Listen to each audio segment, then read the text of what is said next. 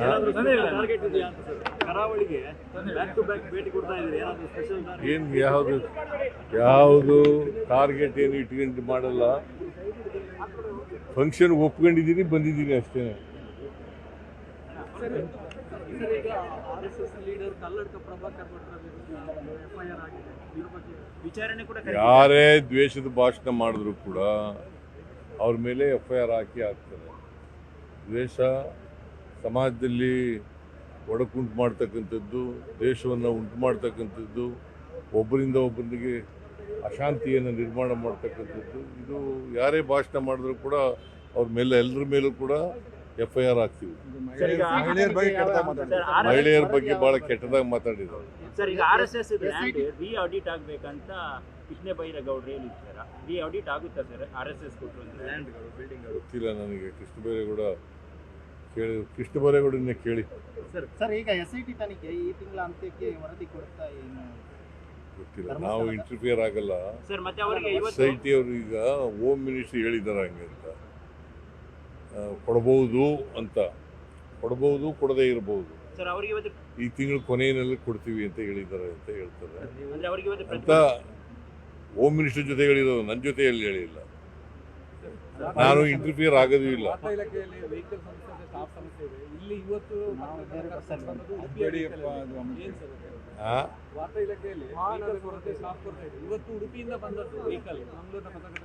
ಮಾಡ್ಕೋಣ, ಇಲ್ಲಿಗೂ ಮಾಡ್ಕೋಣ.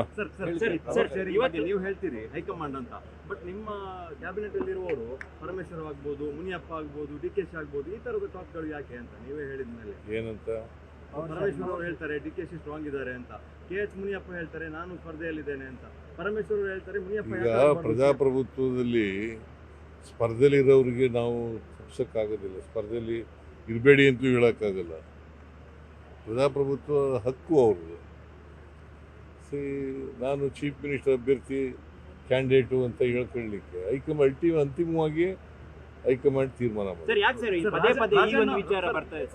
ನೀವು ಕೇಳ್ತಾ ಇರ್ತೀರಲ್ಲ ಹಿಂಗೆ, ಅದಕ್ಕೆ ಪದೇ ಪದೇ ಬರ್ತದೆ. ನೀವು ಕೇಳೋದು ಅದಕ್ಕೋಸ್ಕರ ಪದೇ ಪದೇ ಬರ್ತದೆ. ಗೊತ್ತಿಲ್ಲ. ನಿಮ್ಮ ಬಹಳ ಆಪ್ತ ರಾಜಣ್ಣ ಅವರು 5 ವರ್ಷ ನೀವೇ ಆಗ್ಬೇಕು ಅಂತ ಹೇಳ್ತಾರೆ. ಅದು ಅವರ ಸ್ವಂತ ಅಭಿಪ್ರಾಯ.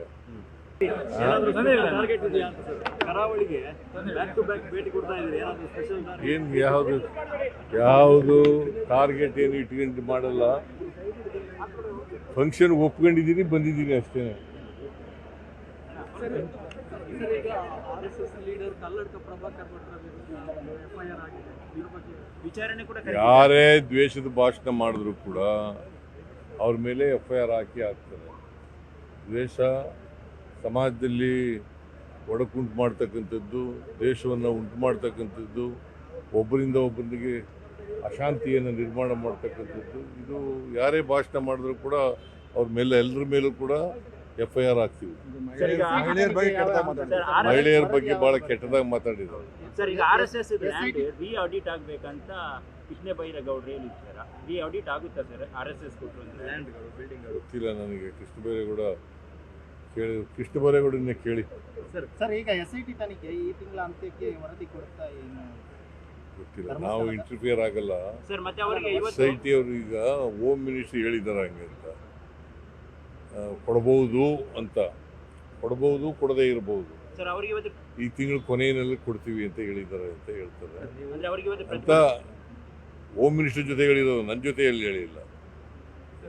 ನಾನು ಇಂಟರ್ಫಿಯರ್ ಆಗೋದು ಇಲ್ಲ.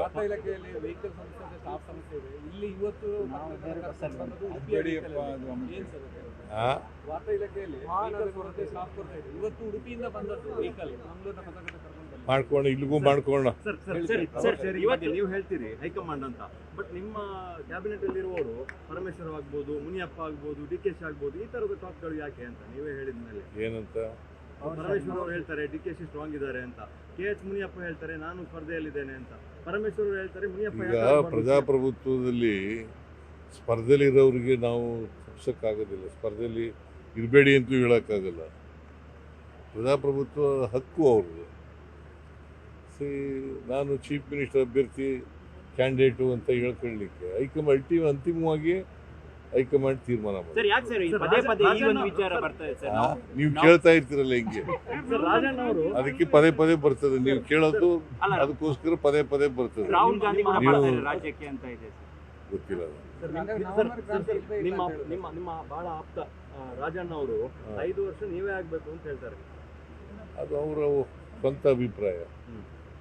ನಿರ್ಭೀತ, ನಿಷ್ಪಕ್ಷಪಾತ, ವಿಶ್ವಾಸಾರ್ಹ ಸುದ್ದಿಗಳಿಗೆ ಮತ್ತೊಂದು ಹೆಸರಾಗಿರುವ News18 ಕನ್ನಡ ಈಗ ಆಪ್ನಲ್ಲೂ ಲಭ್ಯವಿದೆ. ದಯವಿಟ್ಟು ಇಲ್ಲಿರುವ QR ಕೋಡ್ ಅನ್ನು ಸ್ಕ್ಯಾನ್ ಮಾಡಿಕೊಂಡು ಆಪ್ ಡೌನ್ಲೋಡ್ ಮಾಡೋದಕ್ಕೆ ಮರಿಬೇಡಿ. ನಿಮ್ಮ ಬೆಂಬಲ ಹೀಗೆ ಸದಾ ನಮ್ಮೊಂದಿಗಿರಲಿ. ಧನ್ಯವಾದ.